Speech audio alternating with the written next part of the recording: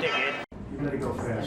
Oh boy, I may be bald, but at least I'm not wearing a shiny nylon toupee. Maybe if I rip it off his stupid tangerine head, they'll let me get home to catch the latest edition of Bloody Idiot of the Week. Here we are again, Bloody Idiot fans, and once again, I'm your idiot host, managing editor of Independent Australia, Dave Donovan.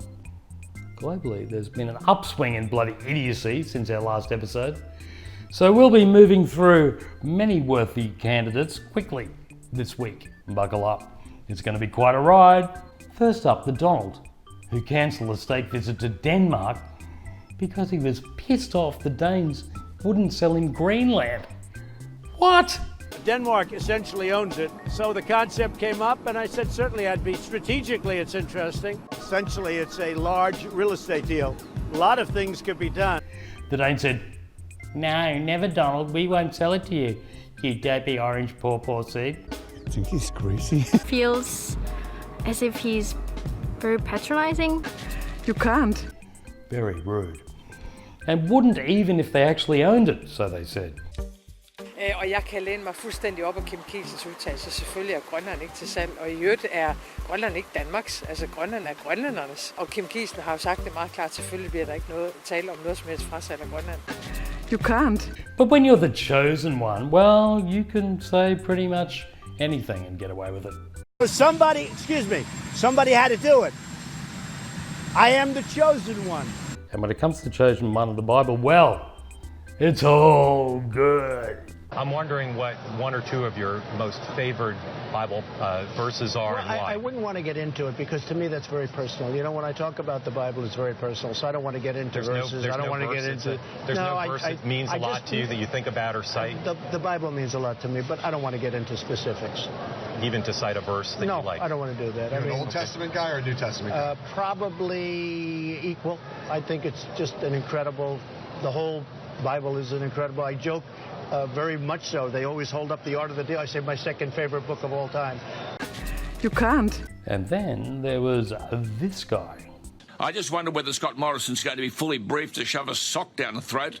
I mean, she is a joke, this woman. Scott Morrison, I repeat, has got a stack of staff. I hope someone's given him a full briefing, and I hope he goes for the throat this morning. Of course, Alan Jones has always had a sensitive New Age attitude towards women. Put her in the same chaff bag as Julia Gillard and throw them both out to sea. It is absolutely laughable. The woman's off her tree. And quite frankly, they should shove her and Bob Brown in a chaff bag and take them as far out to sea as they can and tell them to swim home. You can't. And then he did this. And they'll lie and lie. Like every person in the caucus of the Labor Party knows that Julia Gillard's a liar. Everybody. I'll come to that in a moment. The old man doesn't be nightly. We just go, shame. The thing that he had to do it and can't lie during the parliament. And now, idiot fans, we come to the quiz part of Bloody Idiot. Number 1.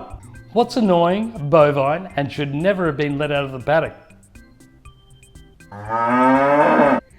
No, not Pauline Hanson. How dare you? Well, I don't know if you've ever seen one of these before. It's called a jig, in other words, cattle prod. Well, recently we've had all the protesters in Brisbane lying on the streets, gluing themselves, and what about the protesters now? They're talking about they want to go to the airports and stop the traffic at the airports. You know, I reckon the solution, let's use one of these on them. I think they'll soon move. What's hard, red, and once you mount it, you deeply regret it, even on a spiritual level. Strap on a dildo. No.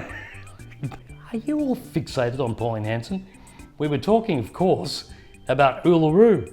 I can't see the cultural sensitivity when people have been climbing the rock all these years and now all of a sudden they want to shut it down. I don't get it. Question 3. How does a dog get down from Uluru? I'm not going up any further. But is it right? Seriously, I cannot walk down here. My boots are that bloody old. I like the way you think, but no. Like this, of course. Oh, you're probably wondering what I'm doing. Squat toilets? Right, you got to squat to use them. So anyway, it's totally confusing. Well, if they don't know how to use our toilets, then what the hell is going on? After that savoury image of a dog wiping its ass, not to mention those previous clips of beloved canines with gastrointestinal issues, the winner this week is Pauline Scooter Hansen. Pauline, you win a free lifetime supply of Glandex. It's great. It's time to boot the scoot and leave your pet's anal gland problems behind with Glandex. Before we talk about all the benefits of Glandex, let's learn some basics about anal glands. Please explain. Pets with anal gland problems may show symptoms of scooting or dragging their rear end on the ground. I hope that makes your ears rock and takes some of the redness out of your dead centre. Don't forget, it's Independent Australia's winter campaign. Donate, subscribe, and even consider doing that to us if you find the time. Love you.